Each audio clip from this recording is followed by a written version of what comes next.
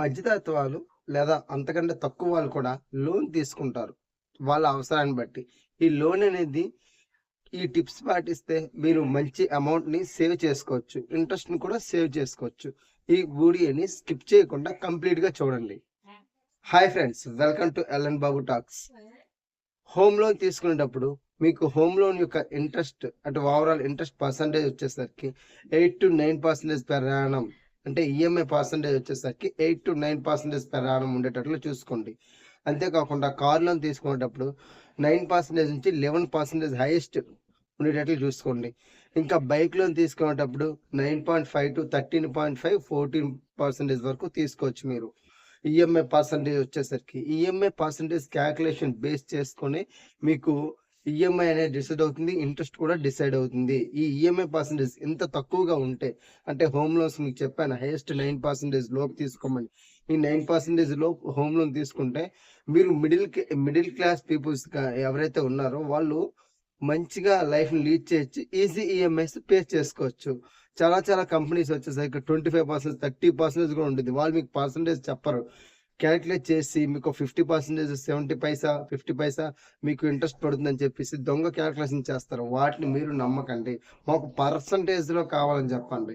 Home loan వచ్చేసరికి 9% below ఉండాలి. అలా అయితేనే మీకు అఫర్టబుల్.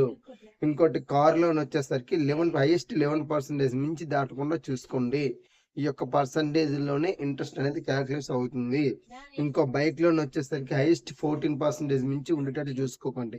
కానీ ముఖ్య గమనిక ఏంటంటే ఇక్కడ మీరు లోన్ తీసుకునేటప్పుడు ఇవి మీకు పర్సంటేజెస్ చెప్పాను కదా, ఈ పర్సంటేజెస్ అన్నీ కూడా మీకు ఓన్లీ గవర్నమెంట్ బ్యాంక్స్ మాత్రమే వర్తిస్తాయి. ఎందుకంటే ప్రైవేట్ వాళ్ళు ఇంత తక్కువ పర్సంటేజ్కి ఇవ్వరు.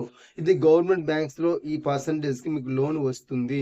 ఈ ఇంత తక్కువ పర్సంటేజ్కి మీకు లోన్ రావడం వల్ల మీరు చాలా హ్యాపీగా ఫీల్ అవుతారు. అందుకే నేను ఇక్కడ చెప్పబోయేది ఏంటంటే, మీరు లోన్ తీసుకునేటప్పుడు సిబిల్ స్కోర్, క్రెడిట్ స్కోర్ ఇవి ఉంటాయి. ఇవి ఏంటంటే ఈ స్కోర్స్ అనేవి 650, 700 అబవ్ ఉంటే మీరు 100% గవర్నమెంట్ లోన్కి ఎలిజిబుల్ అవుతారు.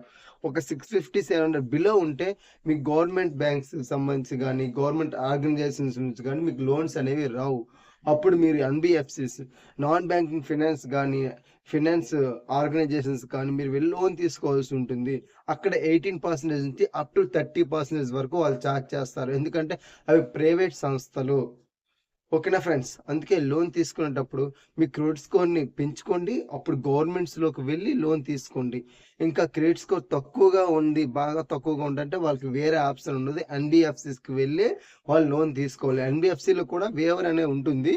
వేవర్ అంటే మీ ఫర్ ఎగ్జాంపుల్ మీకు ఒక 18%కి లోన్ శాంక్షన్ అయింది అనుకోండి, కొంచెం పై వాళ్ళతో రిక్వెస్ట్ చేసి ఎక్కువ ఒక 10 lakhs తీసుకున్నారు అనుకోండి, రిక్వెస్ట్ చేసుకొని వాళ్ళకి వేవర్ ఒక 16కో 15కో వేవర్ తెప్పించుకోవచ్చు. అంటే పర్సంటేజ్ పైనుంచి అప్రూవల్ తెచ్చుకుంటారు.